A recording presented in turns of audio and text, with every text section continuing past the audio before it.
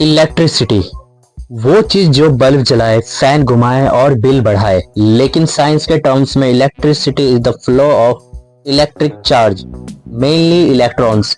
Example के तौर पे देखा जाए तो वायर में इलेक्ट्रॉन ऐसे भागता है जैसे फ्री पीरियड में बच्चे कैंटीन की तरफ भागते हैं। समझे? नाउ सबसे पहले इलेक्ट्रिक चार्ज को जानते हैं। इलेक्ट्रिक चार्ज का सिंबल होता है क्यू। चार्ज कैसे हो सकता है? पॉजिटिव भी या फिर नेगेटिव भी हो सकता है। ऐसा यूनिट होता है इसका कुलाम्ब। एक इलेक्ट्रॉन का चार्ज होता है 1.6 इंटू में 10 की पावर -19, वो भी नेगेटिव का, क्योंकि ये इलेक्ट्रॉन है। एक कुलाम्ब चार्ज यानी इतना ज्यादा इलेक्ट्रॉन की भीड़ लग जाती है कि आपका ब्रेन भी शॉर्ट हो जाए। अप्रोक्स इतना 6.25 इंटू में 10 की पावर 18 इलेक्ट्रॉन। ओके, बारी है इलेक्ट्रिक करंट की। इलेक्ट्रिक करंट में देखो क्या होता है। इलेक्ट्रिक करंट का मतलब होता है rate of flow of charge. Formula होता है I equals to Q by T. I का मतलब करंट है, Q का मतलब चार्ज, T का मतलब टाइम। ठीक है, तो करंट का यूनिट होता है एम्पियर। समझ में? तो ऐसा यूनिट क्या होगा इसका? एम्पियर होगा। और एक एम्पियर में 1 कूलाम्ब पर सेकंड होता है। ओके, 1 कूलाम्ब पर सेकंड यानी 1 एम्पियर के बराबर होता है, क्योंकि चार्ज का यूनिट कूलाम्ब होता है। सोचो वायर में करंट ऐसे भागता है जैसे लास्ट बेंचर लंच टाइम में भागता है। ठीक है, now electric potential and potential difference, उसको V से डिनोट किया जाता है। तो V से डिनोट करते हैं तो इलेक्ट्रिक पोटेंशियल का मतलब होता है एबिलिटी टू डू वर्क। कितना वर्क हो रहा है किसी कंडक्टर या वायर में, उसको कहते हैं इलेक्ट्रिक पोटेंशियल। पोटेंशियल डिफरेंस क्या होता है? Energy required to move 1 coulomb charge from one point to another. एक पॉइंट से दूसरे पॉइंट पे 1 कूलाम्ब चार्ज को जाने में जितना काम लग रहा है या एनर्जी लग रहा है, उसको हम कहते हैं इलेक्ट्रिक पोटेंशियल या पोटेंशियल डिफरेंस। फॉर्मूला होता है V equals to W by Q. V का मतलब पोटेंशियल डिफरेंस, W मतलब वर्क डन और Q मतलब चार्ज। सो वोल्टेज का मतलब होता है कितनी जोर से करंट को धक्का दिया जा रहा है। समझ में आया? ऐसा यूनिट क्या होगा इसका? पोटेंशियल डिफरेंस का होता है ऐसा यूनिट वोल्ट। 1 वोल्ट यानी 1 जूल पर कूलाम्ब। नाउ ओम्स लॉ, सबसे इंपॉर्टेंट टॉपिक है पूरे चैप्टर का। ओम्स लॉ क्या कहता है? ओम्स लॉ कहता है V इक्वल्स टू IR, जहां पे V का मतलब है वोल्टेज, I का मतलब करंट और R का मतलब रेजिस्टेंस। सबके यूनिट देखो ब्रैकेट में दे रखा है। वोल्टेज का वोल्ट होता है, करंट का एम्पियर, ओम्स होता है रेजिस्टेंस का। इसका मतलब वोल्टेज और करंट डायरेक्टली प्रोपोर्शनल होते हैं, लेकिन रेजिस्टेंस का एटीट्यूड सब बिगाड़ देता है। समझ में आया? नाउ रेजिस्टेंस को कैपिटल R से डिनोट किया जाता है। रेजिस्टेंस मतलब होता है रुकावट।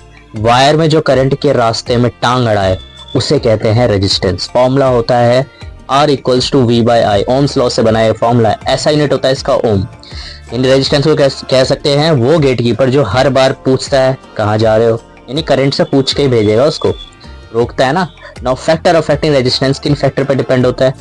तो रेजिस्टेंस इंक्रीज इफ लेंथ ज्यादा हो, यानी डायरेक्टली प्रोपोर्शनल होता है। एरिया कम हो, यानी इनवर्सली प्रोपोर्शनल होता है एरिया के।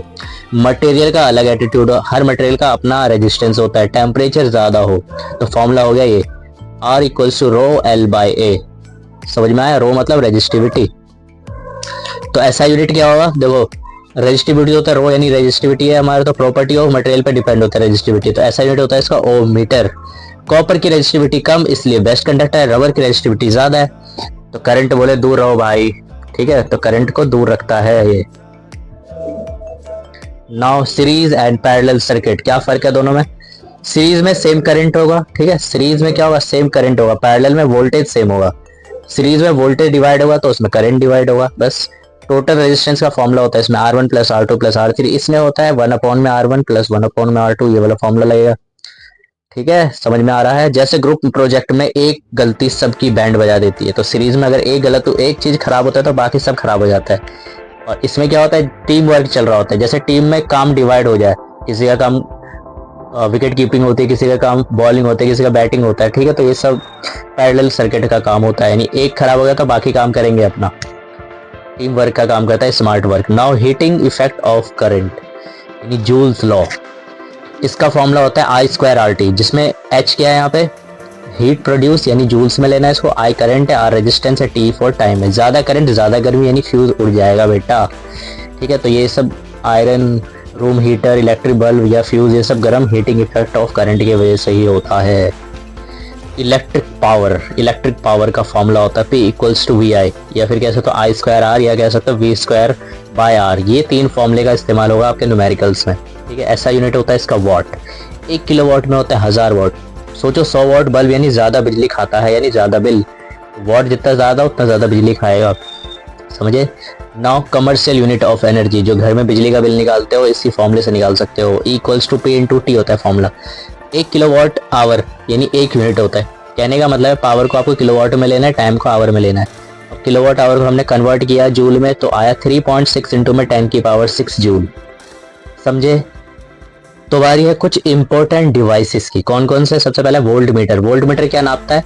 पोटेंशियल डिफरेंस को नापता है। ये पैरेलल में कनेक्ट होता है, इसकी रेजिस्टेंस हाई होती है।